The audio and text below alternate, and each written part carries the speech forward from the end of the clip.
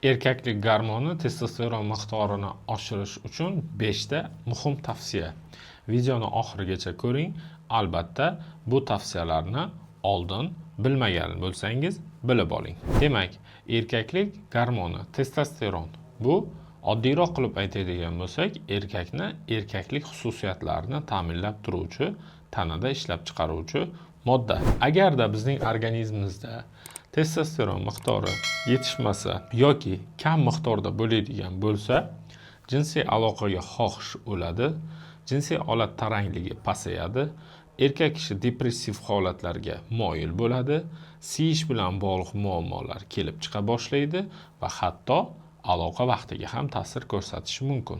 Demak, testosteron doimiy yuqori yuruvchi erkaklarda yuqorida aytib o'tilgan muammolar kuzatilmaydi. Uni oshirishni yo'llari, buni 5S qoidasi sifatida o'rganamiz. Birinchisi, sleep. Ingliz tilidan olingan so'z uyqu degan ma'noni bildiradi. Bizning testosteronimiz kechqurun taxminan 70% ishlab chiqariladi, ya'ni biz uyquda bo'lgan paytimizda. Demak, agar sizda uyqu bilan muammo bo'ladigan bo'lsa, testosteron gormonini pasayishiga tayyor turavering. Agar uyqu bilan muammo bo'lmasa, demak, sizda bu faktor hammasi joyida. Ikkinchi S, bu sport.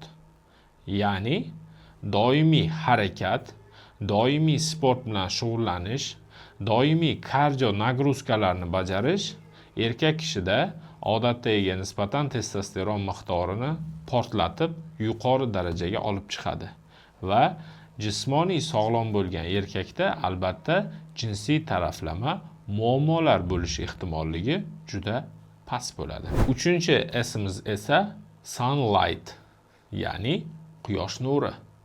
Quyosh nuri orqali organizmimizda vitamin D hosil bo'ladi va vitamin D testosteron ishlab chiqarilishi uchun juda ham muhim hisoblanadi.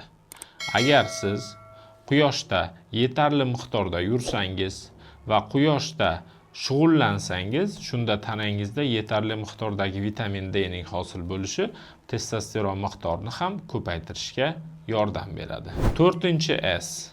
To'rtinchi S bu seks, ya'ni jinsiy aloqa. Regular jinsiy aloqada yashovchi erkaklarda regular bo'lmagan jinsiy aloqada yashovchi erkaklarga nisbatan testosteron miqdori 20-30% ga yuqori bo'ladi. Va bunday erkaklarda prostata, bundan tashqari chanoq a'zolarini og'riqli sindromlari juda ham kam bo'ladi. Ya'ni oddiyroq qilib aytadigan bo'lsak, aloqa, seks erkak kishini tabiiy davolaydi. Va eng oxirgi 5-tavsiyam supplement, ya'ni qo'shimcha ozuqalar yoki bulardan vitaminlar deb tushunsangiz ham bo'ladi. Asosan erkak kishi uchun talab qilinadigan sink juda ham muhim, ultra omega baliq yog'i juda ham muhim va uchinchisi vitamin D iste'mol qilib yurilishi profilaktik dozalarda juda ham foydali hisoblanadi. Faqat bu vitamin mikroelementlarni iste'mol qilishdan oldin qondagi ularning miqdorini baholab olish maqsadga muvofiq bo'ladi. Agarda yuqoridagi tavsiyalarni amalga oshirdingiz, ammo o'zingizda natija sezmayapsiz yoki albatta shifokor ko'rigida bo'lib, o'zingizdagi aniq holatni tekshiruvlar orqali aniqlab, shunga qarab harakat qilmoqchisiz. Yuqoridagi muammo bo'yicha men Vatan tibbiyot markazi urolog-androlog shifokori Allayorov Javohir bo'laman. Bemalol murojaat qilishingiz mumkin. Pastdagi raqamlar orqali bog'lanib, albatta bu masalada sizga professional yordam ko'rsatamiz.